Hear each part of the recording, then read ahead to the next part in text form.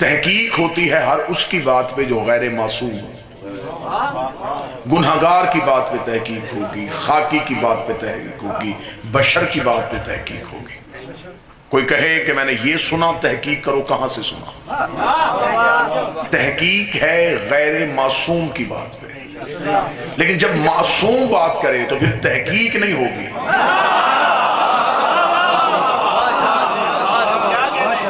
جو صاحبان معرفت ہیں وہ پہلا زینہ سمجھ گئے ہیں کہ ہم کس منزل کی جانب بڑھنے لگے. تحقیق ہے غیر معصوم کی بات پہ. معصوم کی بات پہ تحقیق نہیں، تسلیم ہے. قرآن منزل تحقیق پہ نہیں، منزل تسلیم پہ. قرآن جو کہہ دے اسے ماننا، عقل میں نہ بھی آئے پھر بھی ماننا. قرآن میں بے شمار ایسے واقعات ہیں جنہیں انسانی عقل قبول نہیں کر رہی، لیکن دامن قرآن میں ہونے کی وجہ سے تسلیم کرنا پڑے گا. آدم بغیر ماں باپ کے دنیا میں کیسے آئے یہ سوال نہیں کرنا، تسلیم کرو. نوح کے تندور سے پانی نکلا کائنات میں کیسے پھیلا، تحقیق نہیں کرنی، تسلیم کرو. موسیٰ طور پہ آتے تھے اور موسیٰ کے ہاتھ میں ایک عصا تھا جس سے دریا کی لہریں پھٹ جاتی تھی، وہ لکڑی دریا کو کیسے چیرتی تھی، تحقیق نہیں کرنا، تسلیم کرو. اب تم نے ابراہیم کو نار نمرود میں جاتے ہوئے دیکھا، ابراہیم نے آگ کو کیسے ٹھنڈا کیا، تسلیم کرو. اسماعیل چھری کے نیچے سے بچ کے کیسے نکل آیا، تسلیم کرو. یونس 40 دن مچھلی کے پیٹ میں زندہ کیسے رہا، تسلیم کرو. عیسیٰ بغیر باپ کے دنیا میں کیسے آ گیا، تسلیم کرو. اس کا مطلب کہ قرآن ہمیں یہ واقعات بتا کے کہہ رہا ہے کہ اس پہ تحقیق نہیں کرنی، اس پہ تسلیم کرنا ہے. اگر قرآن کی بات کو تسلیم کیا جاتا ہے تو اب اگر وارث قرآن کہے کہ اس نے پاؤں کی ٹھوکر سے مردہ زندہ کیا، تحقیق نہیں، تسلیم کرو. 40 جگہوں پہ روزہ افطار کیا، تحقیق نہیں، تسلیم کرو. مغرب سے سورج کو کیسے ابھارا، تحقیق نہیں، تسلیم کرو. راہب کو بیٹے کیسے دے دیے، تحقیق نہیں، تسلیم کرو.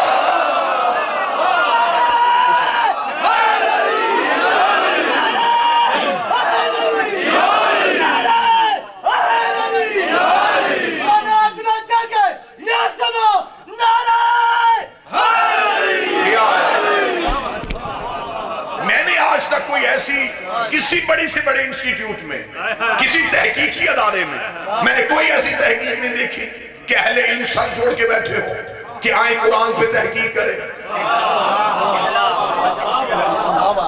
اگر کلام پہ تحقیق نہیں ہو رہی تو پھر امام پہ تحقیق کیسے ہو؟ قرآن میں لمحہ بھی شک نہیں کرنا. قرآن نے تو اپنے ابتدائیے میں کہہ دیا تھا ذالک الکتاب لا ریب فیہ، اس میں شک نہ کرنا، جو کہتا جائے وہ مانتا جا. اس کا مطلب جو کلام میں شک کرے وہ بھی اسلام سے خارج، جو امام میں شک کرے. چلے اگر صاحبان معرفت بیدار ہو گئے ہیں تو اگلا جملہ بھی آپ ہی کی سماعتوں کا حق بنتا ہے. قرآن کی آیتوں پہ بھی شک نہیں ہوتا، علی کی فضیلتوں پہ بھی شک نہیں. قرآن جو کہہ دے تسلیم کرو.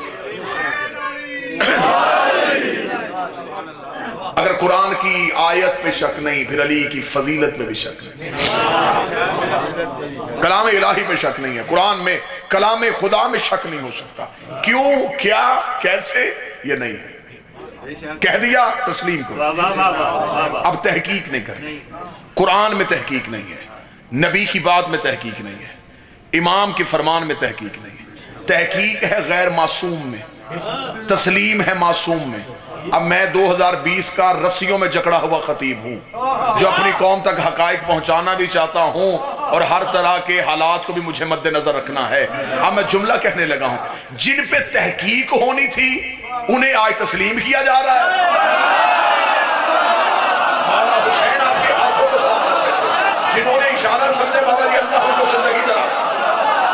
جن کی بات پہ تحقیق کرنی تھی آنکھیں بند کر کے تسلیم کیا جا رہا ہے. کہتے بس جی انہوں نے کہہ دیا، یا تو انہیں معصوم ثابت کرو. ان کو تسلیم کیا جا رہا ہے. اور اگر ہم علی کا کوئی فضائل پڑھ دیں ہمیں کہتے دکھاؤ کہاں لکھا ہے، یہ کیسے ہو سکتا ہے، ایسے علی کیسے کر سکتا ہے. اس اس کا مطلب جو تحقیق کی منزل پہ تھے انہیں تسلیم پہ لے آئے ہو، جو تسلیم کی منزل پہ تھے انہیں تحقیق پہ لے آئے ہو۔ تسلیم والوں کو تحقیق کرنے سے پہلے اپنے شجروں کی تحقیق کی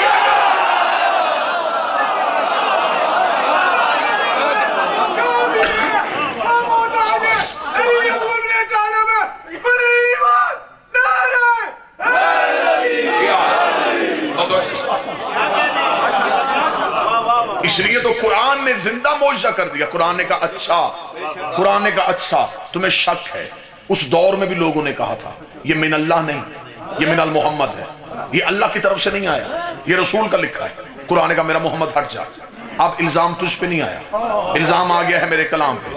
خدا نے کہا جاؤ تحقیق کے گھوڑے دوڑاؤ، اس جیسا لے کے آؤ۔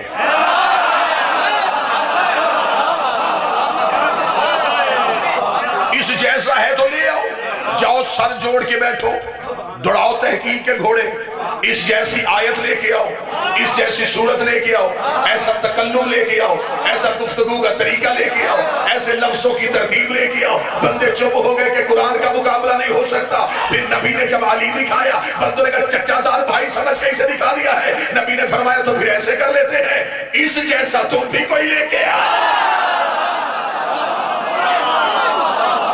تمہیں علی میں شک ہے تو خیبر میں جاؤ، آؤ خندق میں، آؤ علی کی تلوار سے قرآن بن کے۔ اگر کلام جیسا کلام نہیں آیا تو امام جیسا امام بھی نہیں آیا۔ امام میں منزل تسلیم پہ کہہ دیا کہہ دیا، اب اسے تسلیم کرنا ہے۔ درود میں اللہ صرف یہی منوا رہا ہے، تسلیم کرو انہیں۔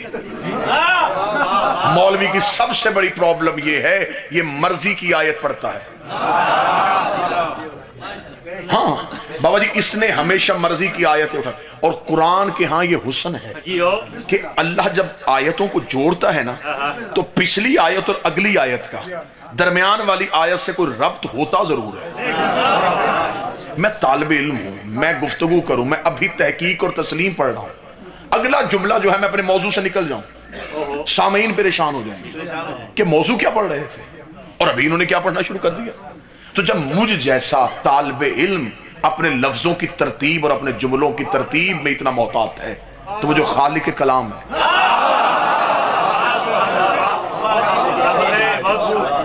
اب یہ جو آیت ہے نا، آیت درود ہے جس میں خدا ان اللہ و ملائکہ سورہ احزاب کی ہے، اس کی جو بالکل اگلی آیت ہے وہ اس آیت کے ساتھ ربط رکھتی ہے۔ وہ آیت آج تک نہیں پڑھی گئی، آیت یہ مشہور ہو گئی، اس کی اگلی آیت اس میں ربط تھا، اسے چھوڑ دیا گیا۔ شیعہ ممبر سے بھی چھوڑا گیا، اب میں ممبر سے بالکل بلا فصل آیت پڑھنے لگا ہوں، یہ نہیں کہ 2-4 آیتیں چھوڑ کے پڑھنے لگا ہوں، اس سے بالکل اگلی آیت پڑھنے لگا ہوں۔ 56 اس آیت کا نمبر ہے، 57 آیت پڑھنے لگا ہوں۔ خدا کہہ رہا ان الذین یؤذون اللہ ورسولہ لعنہم اللہ فی الدنیا والآخرہ، بے شک جو اللہ اور اس کے رسول کو اذیت دیں اس میں دنیا میں بھی لعنت ہے، آخرت میں بھی لعنت ہے۔ اب آیت کا ربط بنا سکا، اب بنا ہے آیت کا ربط۔ پہلے خدا کہہ رہا درود پڑھو، پھر کہہ رہا انہیں تسلیم کرو، اگلی آیت میں کہہ رہا اگر تم نے اذیت دی تو پھر دنیا میں بھی آخرت ہے، دنیا میں بھی لعنت ہے اور آخرت میں بھی لعنت ہے۔ اس کا مطلب پہلی آیت میں اللہ تولا کروا رہا تھا، اگلی آیت میں اللہ تبرہ کروا رہا ہے۔ اب مسلمان علماء کے سروں پہ قرآن رکھ کے پوچھو کہ مصطفیٰ کو اذیت کس سے ہوتی ہے؟ کتابیں چاہو گے چھت تک ڈھیر لگاؤں گا۔ نبی سے پوچھا گیا تھا یا رسول اللہ آپ کو سب سے زیادہ اذیت کب ہوتی ہے؟ فرمایا جب کوئی مجھ سے میرے بھائی علی کو جدا کرتا ہے۔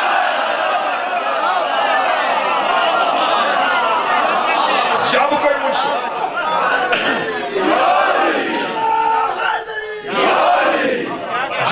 مجھ سے میرے بھائی علی کو جدا کر پھر مجھے تکلیف ہے۔ اس کا مطلب جو محمد رسول اللہ تک رکا اس نے مصطفیٰ کو اذیت دی، جس نے علی ولی اللہ پڑھا اس نے مصطفیٰ کو تسکین موضوع پسند ہے سرکار؟ میں نے کہا تھا کہ میں چبی چبائی نہیں پڑھوں گا، بالکل نئی چہتے اور نئے زاویے آپ کے سامنے استعمال کروں گا۔ اب خدا پہلی آیت کے پہلے حصے میں درود پڑھوا رہا ہے، پھر تسلیم کروا رہا ہے۔ مجھے بادشاہ حسین کی عزت قسم اتنے گوشے ابھی خالی ہیں کہ ابھی یہی نہیں پڑھا گیا کہ درود کی اصل کیا ہے۔ خدا نے ہمیں کہا درود پڑھو، مثلا میں ابھی ممبر پہ کہتا ہوں جی صلوات پڑھیں، درود پڑھیں، آپ نے درود پڑھا اللہم صلی علی محمد، اس کا ترجمہ کرو۔ ترجمہ کیا ہے؟ میرے اللہ تو درود پڑھ محمد والے محمد، وہ کہہ رہا ہے تم پڑھو۔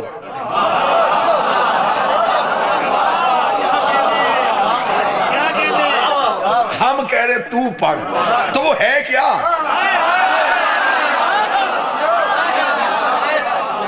خالق لگا رہا ہے مخلوق کے ذمہ، مخلوق لگا رہی ہے خالق کے ذمہ، وہ کہہ رہا تم پڑھو۔ آگے سے ہمیں پڑھنے کی بجائے ہم نے کہا اللہم صلی علی، تو پڑھ۔ تو ابھی تو فلسفہ درود ہی نہیں پڑھا گیا کہ اصل میں درود کا فلسفہ کیا ہے، خدا ہم سے پڑھوانا کیا چاہ رہا ہے۔ اچھا، بندوں نے درود کی چار دیواری اتنی وسیع کر لی کہ مرضی کے لوگوں کو شامل کر رہے ہیں، ایسا ہے نا، چار دیواری وسیع کر دی، کیوں؟ اس سے بھی درود میں لانا ہے، اس سے بھی درود میں لانا ہے۔ اچھا، درود کے ہاں کتنا معجزہ ہے کہ جو درود میں لوگوں کو شامل کرنا چاہتے تھے، اس نے اذان سے پہلے جب درود پڑھا تو اس نے درود میں مرضی شامل کی، اس نے کہہ دیا وَعَلَى فلاں وَعَلَى فلاں وَعَلَى فلاں، میں نام نہیں لے رہا، میں اشارے دے رہا ہوں، اور اشارہ سمجھنے والی آپ سے بہتر قوم اللہ نے خلق ہی نہیں کی۔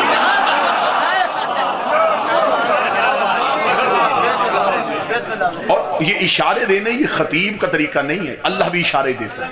خدا قرآن میں کہتا ہے اس میں عقل والوں کے لیے نشانیاں ہیں، اس میں عقل والوں کے لیے نشانیاں ہیں۔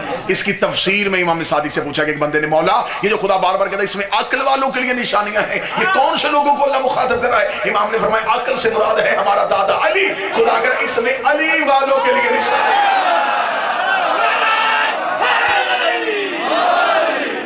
عقل سے مراد علی ہے، دنیا پھر کے دیکھ لینا، جس کے پاس علی نہیں ہوگا نا اسے عقل بھی نہیں ہوگا۔ معرفت کا نام ہی علی ہے۔ اب جو میں لفظ بیان کر رہا ہوں کہ ایک میں اشارہ کہ اس پہ بھی درود پڑھو، اس پہ بھی درود پڑھو، اس پہ بھی درود، یہ درود مرضی کا شامل کیا لیکن صرف مائک کی حد تک۔ جو ہی وہ درود جس نے سب پہ پڑھا تھا وہ جب مصلی پہ گیا، سرکار قبلہ انصاری صاحب کا یہ دھرتی ہے اور یہاں لفظ جو ہے وہ قبلہ کی روح سے داد لینے لگا ہوں، وہ بھی ادب کے ساتھ علم پڑھا کرتے تھے تو ادب کے ساتھ سجدہ کرنے لگا ہوں، جس نے مائک پہ کھڑے ہو کے اذان سے پہلے سب پہ درود بھیجا تھا، جب وہ مصلی پہ آیا درود سمٹ کے صرف حویلی زہرا میں آ گیا۔ مائک میں اس نے کہا تھا اس پہ بھی درود، اس پہ بھی درود، اس پہ بھی درود، اگر تجھ میں ضرورت ہے تو نماز میں پڑھ کے دکھا، نماز میں اللہ سے کہا ان پہ بھی پڑھ، ان پہ بھی پڑھ، ان پہ بھی پڑھ۔ کہہ رہا نماز میں نہیں پڑھ سکتا، میں نے کہا کیوں نہیں پڑھ سکتا؟ کہنے لگا نماز حرام ہو جائے۔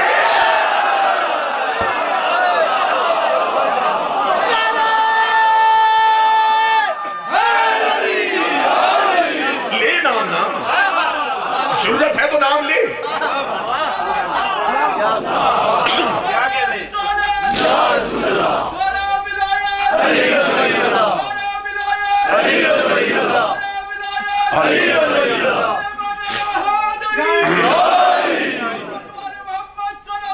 اللہم صلی علی محمد متوجہ صاحب، بسم اللہ صاحب۔ جو درود مائک پہ پڑھا گیا تھا وہ مصلی پہ کیوں نہیں پڑھا گیا؟ مصلی پہ اس لیے نہیں پڑھا گیا کہ اگر مصلی پہ پڑھیں گے تو عبادت تو حرام ہو جائے، تو جن کے نام آنے سے عبادت ہی حرام ہو جائے۔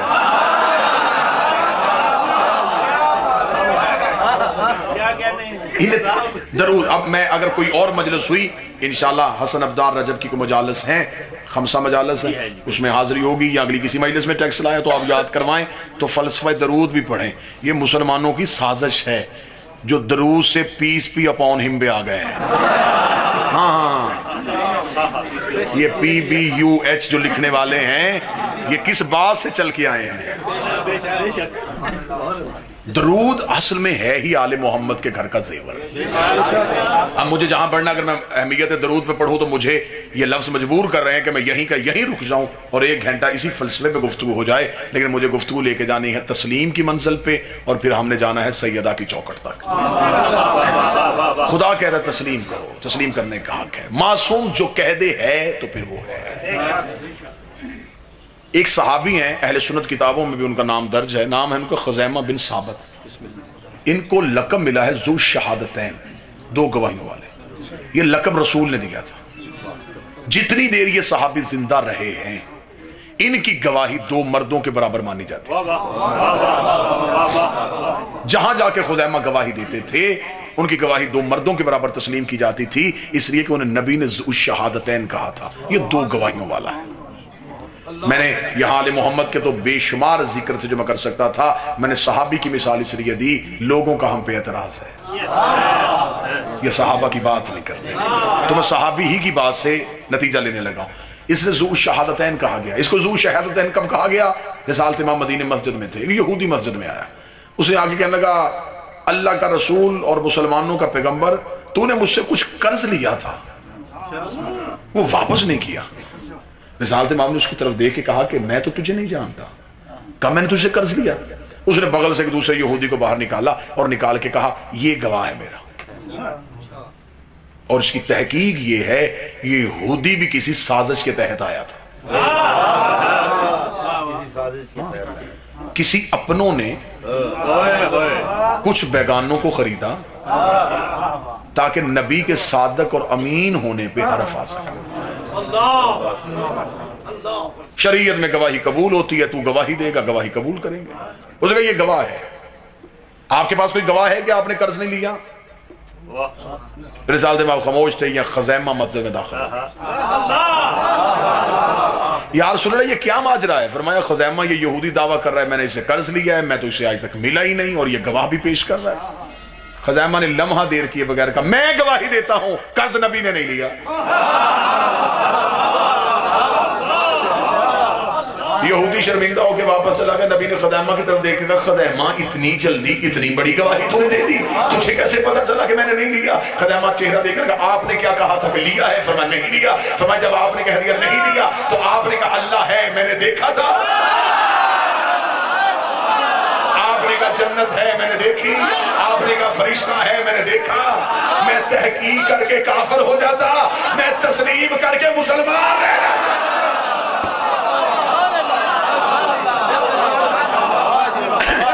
اسلام تسلیم کا نام، تسلیم کرو، مانو۔ نبی نے کہہ دیا فجر کی 2 رکعتیں پڑھنی ہے، اپنا عشق نہ دکھانا، محبت میں کہو گے کہ پھر کیا ہوا 3 بھی پڑھ لیتے ہیں، نہیں، تسلیم کرو۔ نبی نے کہہ دیا ہے کہ رات کو عشاء کے بعد پھر اب فجر کا انتظار کرنا، اب پوری رات نہ مسجد میں بیٹھے رہنا۔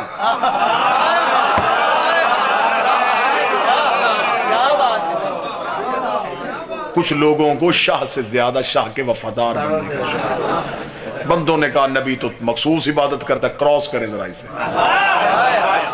اللہ کے زیادہ قریب ہو جائے، لیکن انہیں یہ نہیں پتا تھا وہ ان کے بغیر قریب ہوتا ہی نہیں۔ زیادہ عبادتوں سے تو وہ راضی نہیں ہوتا، کثرت عبادت سے تو وہ راضی ہوتا ہی نہیں۔ وہ یہ نہیں دیکھتا کتنی کی ہے، وہ یہ تھا کیسی کی ہے، وہ کوانٹٹی نہیں دیکھتا، وہ کوالٹی دیکھتا، وہ مقدار نہیں دیکھتا، معیار دیکھتا۔ پھر نتیجہ رسالت امام کو ایک شخص، رسالت امام عشاء کی نماز پڑھا کے رسول حجرے میں جانے لگے تو ایک شخص مسجد کے کونے میں بیٹھا نماز پڑھ رہا تھا، تو اس تیز عبادت کر رہا، رسالت امام چلے گئے۔ رسالت امام جب صبح واپس آئے تو وہیں کا وہیں بیٹھا تھا۔ رسالت امام نے ایک صحابی کو بلا کے کہا یہ کب سے بیٹھا ہے؟ اس نے کہا یا رسول اللہ یہ پوری رات سے یہیں کا یہیں بیٹھا ہے۔ رسالت امام نے کہا اس کو چادر سے پکڑ کے مسجد سے باہر نکال، اس کے بچے نہیں ہیں، اس کا خاندان نہیں ہے، یہ حقوق العباد چھوڑ کے، جو اللہ نے اس کے ذمہ حقوق کیے ہیں وہ چھوڑ کے، یہ ہے اسلام میں تو منزل تسلیم ہے، کہہ دیا تو کہہ دیا، اب تسلیم کرنا پڑے گا۔ اس میں ان گنت واقعات ہیں، میں اتنی مثالیں دوں کہ بات مسالوں ہی میں رہ جائے۔ جناب مریم نے کہا بغیر شوہر کے بیٹا، یہ بہت بڑا انہونی تھی اس دور کے لوگوں کے لیے۔ قرآن میں پورا واقعہ لکھا، جناب مریم باہر کھڑی ہیں اور قوم نے کہا یا اخت ہارون، اے ہارون کی بہن، یہ بچہ کہاں سے آیا؟ اب بی بی مریم کے پاس کوئی بھی گواہ نہیں تھا۔ بی بی مریم نے اشارہ کیا عیسیٰ کی طرف، عیسیٰ بول پڑے۔ عیسیٰ کے بولنے کے بعد قوم نے تحقیق نہیں کی،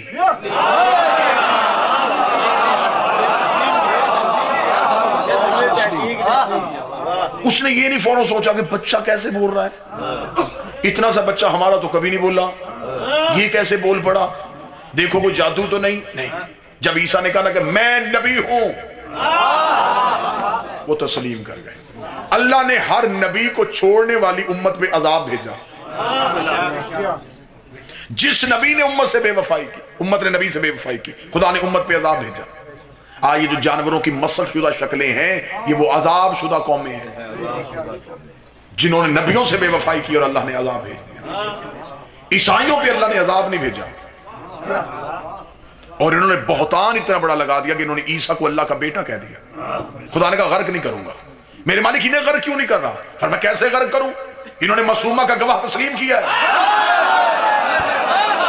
میرا خیال ہے کہ اب آپ قریب آ گئے ہیں، میرا خیال ہے کہ اب آپ کی سماعتیں قریب پہنچ چکی ہیں۔ جہاں میں لے کے جانا چاہتا تھا، اس کا مطلب ہے عیسائیوں نے مریم کا گواہ تسلیم کر لیا، اللہ نے کہا ان پہ عذاب نہیں آئے گا۔ جو ایک گواہ معصومہ کا تسلیم کر لے، اللہ عذاب نہیں بھیجتا۔ جو معصومہ کے دو گواہ چھٹلا دے، اللہ لعنت کرے۔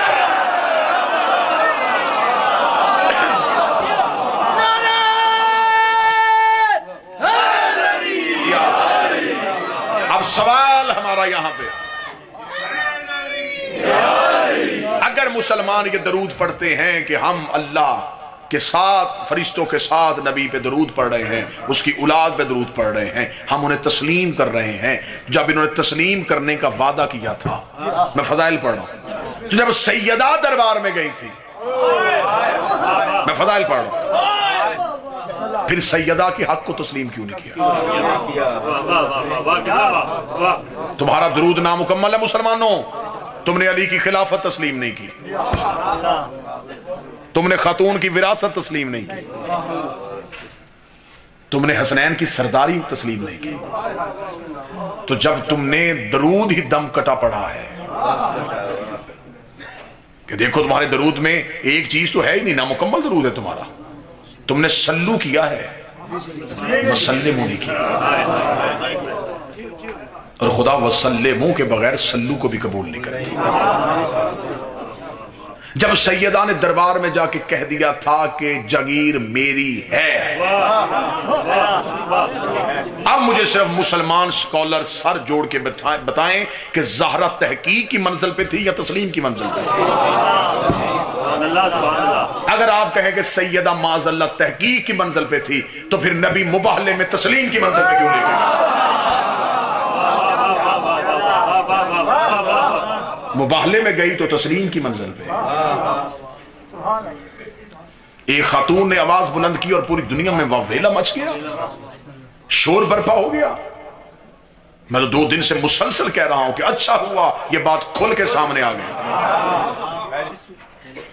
اب آپ ہم سے پوچھیں، ہم تو اس ملک کے اتحاد کے لیے خاموش تھے، اتفاق کے لیے خاموش تھے، ہم تو مدتوں سے انتظار کر رہے ہیں کہ ایسا کوئی کیس عدالت میں آئے،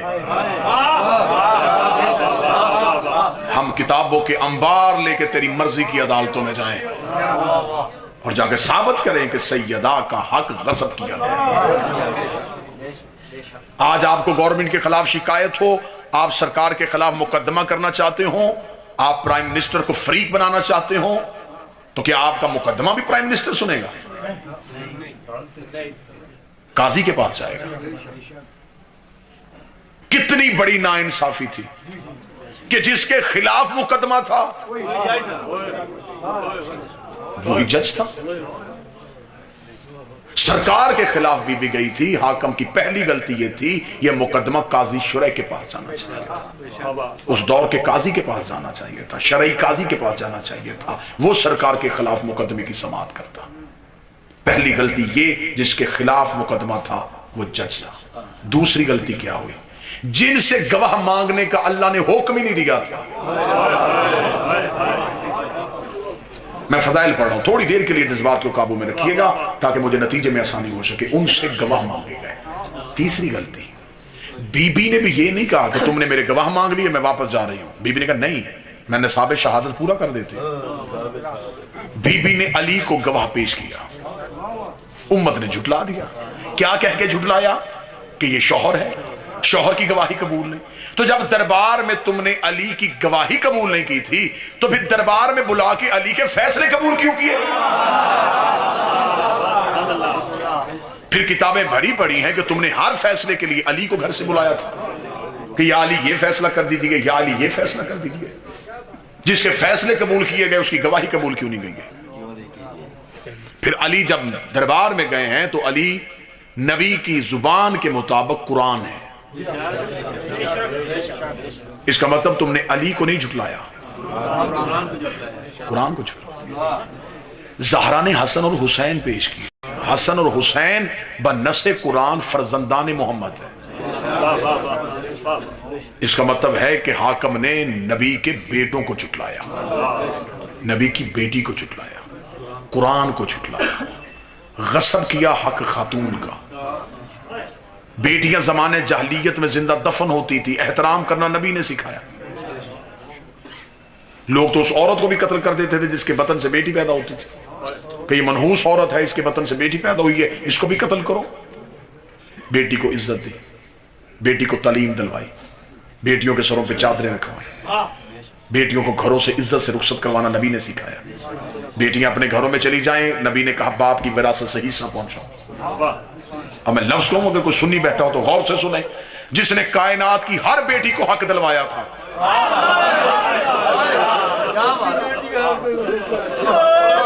اس کی اپنی بیٹی کو حق نہیں دیا. غیرت کر مسلمان، مر جانا ہے. یا تو پھر آج اپنی بیٹیوں کو حق نہ دو. 2 دن سے ایک مولوی نے سوشل میڈیا پہ آ کے اس خاتون کے خلاف بھونکا ہے. میں نے مکمل جواب تیار کیا ہے. میرا اس خاتون سے رابطہ ہوا، میں نے کہا ہم حاضر ہیں، ہم حاضر ہیں، دنیا کی جس عدالت میں چاہیں گے ہم جائیں گے ثابت کرنے کے لیے زہرا کا. اس مولوی نے بکواس کی. اس نے کہا کہ دیکھیں جی رسول کی بیویوں نے حصہ نہیں لیا تھا، تو آج رسول دفن کہاں ہے؟ جا کے پوچھے رسول کو کہاں دفن کیا ہے؟ کہتے رسول کی ایک بیوی کے حجرے میں. تو ابھی تک تم نے وہ حجرہ اس بیوی کی ملکیت رکھا ہوا ہے.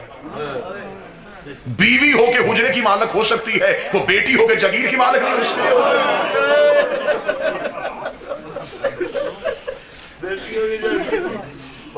تم نے وظیفے دیے ہیں سیدوں کے ظلم کے حساب سے.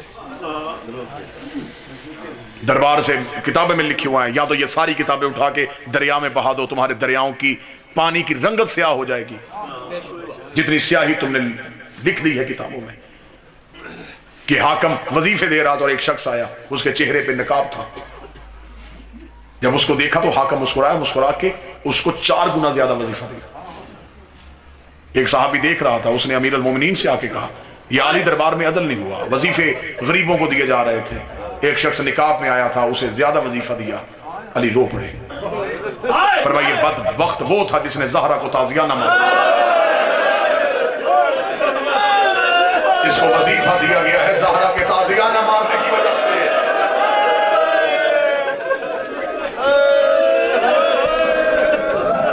یہ کنفذ ملعون تھا جس کو محمد کی بیٹی کو تازیانہ مارنے کی وجہ سے وظیفہ.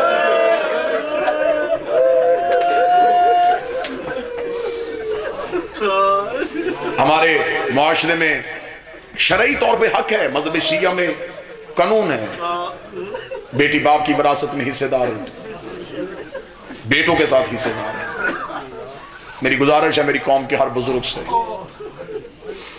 بیٹی کو حق سے محروم نہ رکھنا. بیٹیوں کو ان کا حق دیا کرو.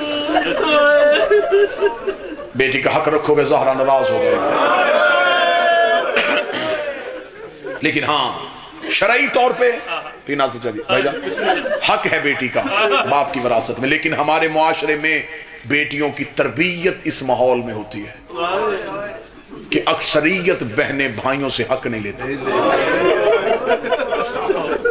بنتا ہے ان کا شرعی طور پہ، لے سکتی ہیں وہ، نہیں لیتی۔ باپ کہنا بیٹا میں اپنی زندگی میں تجھے وراثت سے حصہ دوں، رو کہتے نا بابا تیرے بیٹوں کو نصیب ہو، میں جس گھر میں جاؤں گی گزارا کر لوں گی،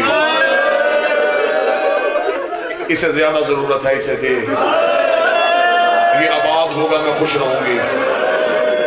باپ کے مرنے کے بعد بھائی بہن کے گھر جا کے کہنا میں تیرا حق دینا چاہتا ہوں، بھائی کا ماتھا چوم کے کہتی تو نے کہہ دیا میرا ہو گیا، تیرا گھر آباد رہے، میرے باپے کی جگیر میرے باپ کے بیٹوں کو نصیب ہو۔ عدالت میں جا کے میں نے اپنی آنکھوں سے منظر دیکھے ہیں، بہنیں بھائیوں کے حق میں جائیداد لکھتی ہیں، کاغذ بھائی کے حوالے کر کے کہتی ہیں میرے دل میں کوئی ملال نہیں ہے، اللہ تیرے نصیب کرے، ایک احسان کرنا کفن میں نے تجھ سے مانگ کے لینا، مجھے پھینکے گھر کا کفن ضرور دینا، کہیں جس خاندان میں میں بیاہی گئی ہوں عورتیں یہ نہ کہیں اس کے تو پیچھے سے کفن بھی نہیں آیا، مجھے کفن دے دینا۔ بول کے بتاؤ یہ میں نے کوئی ایسا جملہ تو نہیں پڑھا جو آپ نے کبھی نہیں دیکھا؟ ایسا ہوتا ہے، بہنیں بھائیوں کو حق دے دیتی ہیں، اتنا نرم دل ہوتا ہے بیٹی کا، وہ بھائی سے حق چھینتی نہیں، دے دیتی ہے۔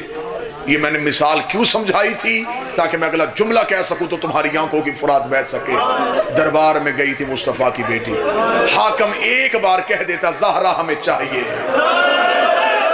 کریم باپ کی بیٹی تھی، دوسرا لفظ بھی نہ کہتی، وہیں دربار میں چھوڑ کے آ جاتی، دے کے آ جاتی، اس کی ماں نے ساری دولت دے دی تھی، اس کی بیٹی نے جگیر کیا کرنی تھی، ایک بار حاکم منت کر کے کہہ دیتا زہرا ہمیں اس جگیر کی ضرورت ہے، جہاں ماں کی دولت چلی گئی تھی وہاں بیٹی کی جگیر بھی چلی جاتی، ہم گلیوں میں اس لیے روتے ہیں زہرا کی منت نہیں کی گئی، کہا گیا فاطمہ تو جھوٹ بول رہے،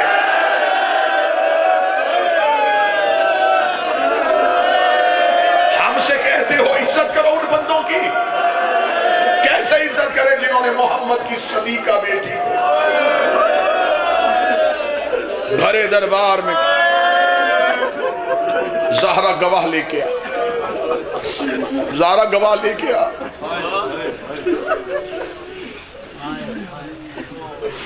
کوئی اجنبی شہر ٹیکسلا میں آ جائے بندے کہ اس نے چوری کی ہے، اس کو پکڑ کے کسی کمرے میں بٹھا، وہ بند کمرے میں وضو کر کے قرآن پہ ہاتھ رکھ کے میں نے نہیں کی، بندے کہتے چھوڑ دو، تب اس نے قرآن ضامن دی دی۔ اور مسلمانوں لوگ چوروں کی قسمیں مان لیتے ہیں، محمد کی بیٹی دربار میں کھڑی ہو کے کہہ رہی تھی میں قسم دیتی ہوں میں سچ بول رہی ہوں،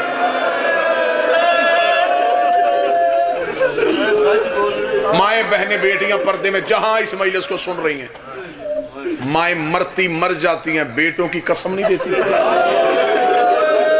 مشکل سے مشکل بھی آ جائے آزما کے دیکھنا، ماں سے کہنا بیٹے کے سر پہ ہاتھ رکھ، لوگ کہتے ہیں میں نقصان ہوتا ہو جائے، اب میں نے لاڈوں سے پالا ہے، میں بیٹے کے سر پہ ہاتھ رکھ کے قسم نہیں کھاؤں گی، آج 1400 سال کے بعد ہماری مائیں بیٹوں کے سروں پہ ہاتھ نہیں رکھتی، بھرے دربار میں زہرا حسنین کے سروں پہ ہاتھ رو کے کہہ رہی تھی میں قسم کھاتی ہوں بیٹوں کی، حق میرے بابے نے مجھے لکھ کے دیا، کھجوروں کے باغ لینے نہیں گئی تھی، منافقت کے چہرے سے نقاب اٹھانے گئی تھی۔ ایک جملہ ساری زندگی یاد رکھنا، فدق زہرا کی وراثت کا مسئلہ نہیں تھا، اللہ کی عدالت کا مسئلہ، انہوں نے زہرا کا وراثت نہیں کھائی، انہوں نے اللہ کے عدل کو غصب کیا، جو حق خدا نے بیٹی کو دیا تھا انہوں نے اس حق سے زہرا کو محروم کیا۔ نہیں پڑے گا بی بی کے مصائب، اتنی دردناک شہادت ہے مصطفیٰ کی بیٹی، اس میں سے ایک روایت بھی لے کے پڑھتی جائے نا ساری زندگی تمہارے آنسو خشک نہ ہو، کیونکہ شیعت پھولوں کی سیج سے نہیں تلواروں کی دھاروں سے پہنچی، چھپ چھپ کے لکھی ہوئی علماء نے اپنے لہو سے لکھی ہے، شیعہ تاریخ لہو سے لکھی گئی، خون سے لکھی گئی، اتنی دبانے کے باوجود ہم تک پہنچی، جو پہنچی اس میں روایتیں چھپائی تھی، ایک روایت بھی ظاہر کی، کہیں کتاب روک نہ لی جائے، چھپا چھپا کے لکھی، جو چھپا چھپا کے لکھی ہے نا وہ بھی اگر پڑھ دی جائیں۔ ہاں عرب کی کتابیں ایسی تھیں جن میں قدیم عرب کے نسخے ایسے موجود تھے جن کو اب ترجمے کر کے اب دنیا کے مختلف ممالک میں بھیجنا شروع کیا، جو عربوں نے چھپا کے رکھی ہوئی تھی اتنے 100 سالوں سے کتابیں۔ اب شیعت عام ہوئی تو اب انہوں نے ان کتابوں کو ترجمہ کروا کے مختلف ملکوں میں بھیجا۔ شاید اس سے پہلے ایسا درد کا پہلو نہ آیا ہو، لیکن مجھے منبر کی عزت کی قسم ہے، میں مخدومہ کے معاملے میں بڑا محتاط ہوں، میری محدود سی ذاکری ہے، میں نے خیرات مانگی ہی اسی بی بی سے ہے، میں نے اس بی بی کا مقدمہ پڑھ کے 2013 میں جیلیں کاٹی، 2009 سے شروع ہوا ہوں میں زہرا کا حق پڑھتے ہوئے، مجھے کئی بار موت کے منہ سے نکال کے لائی ہے محمد کی بیٹی، میں دنیا کی کتنی اس ملک کی 21 عدالتوں میں گیا ہوں بار بار زہرا کا حق پڑھتے ہوئے، سیدہ کا حق منواتے ہوئے۔ میں نے بی بی سے وعدہ کیا بی بی وہ سانس میری زندگی کا آخری ہو جس میں مجھ سے تیرا حق پڑھا نہ جائے، میرے دل میں ہلکا سا بھی ملال آ جائے نا کسی خوف کا، بی بی مجھے واپس بلا لینا، جتنی دیر میں زندہ ہوں میں تیرا حق کھول کے پڑھنا چاہتا ہوں۔ میں بی بی کا ایک درد کھول کے پڑھوں گا، برداشت کر گئے ایک سطر اور پڑھوں گا ورنہ یہیں پہ ممبر چھوڑ دوں گا۔ تم سے سیدہ کے درد چھپا چھپا کے پڑھے گئے، تمہیں بتایا گیا بی بی دربار سے آئی ہے تو بی بی کے سر کے بال سفید تھے، کمر سیدہ کی جھکی ہوئی تھی، چلو میں نے قسم دی ہے تو یہ ہے غازی کے علم پہ میرا ہاتھ، علم پہ ہاتھ رکھ کے میں قسم دینے لگا ہوں۔ زہرا جب دربار سے گھر آئی ہے بی بی کا ایک ہاتھ چہرے پہ تھا، کوئی سید بیٹھا تو مجھے معاف کر دے، کوئی اولاد زہرا بیٹھی ہے تو مجھے معاف کر دے، سیدہ کا ایک ہاتھ چہرے پہ تھا، شہزادی روتی روتی حجرے میں چلی گئی ہے، زینب ماں کے پیچھے دوڑی، رو کے کہتی ہے اماں تجھے دربار میں کسی نے مارا